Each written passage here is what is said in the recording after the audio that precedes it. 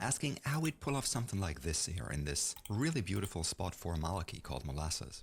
And here we have this really viscous paint being smeared and painted around in close-ups. So after a bit of fiddling around, I decided to settle on flip to simulate those really viscous fluids being moved around. And in this tutorial, I just want to go over the basic settings I used to get the overall look kind of right.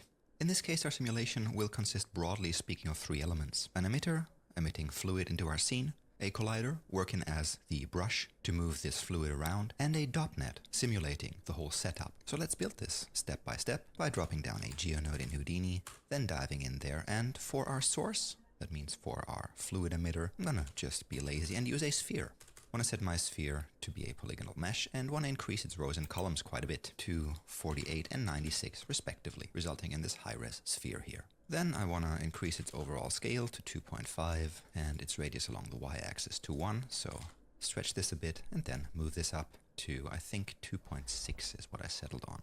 And those values I dial in here I figured out by just lots of trial and error, and that's the beauty of working with simulations. So patience and figuring out values, which in this case I prepared for you.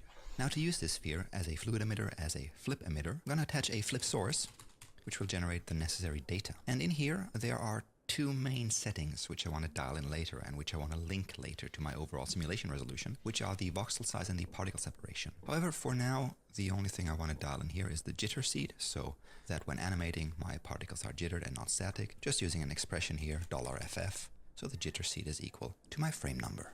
Also in here I want to oversample this to give a bit denser particle distribution, and I just want to slightly oversample this by 1.5 units. So far so good. Just want to attach a null to this, call this one out_source, like so, and that's it for the emitter. So when I middle mouse on this, you can see we're generating a volume called surface and a bunch of particles, which are in the point group particles. Next, let's work on that brush. And for the brush, I'm damn lazy and I'm just going to use a box. Let's set the visibility flag on it here and rescale it a bit. So first, I want to make this a bit flatter and broader, and then move this up a bit to 1.4 units.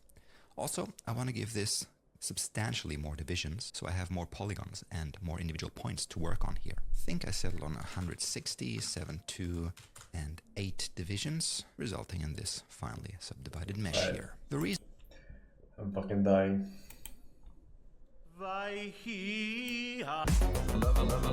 Level.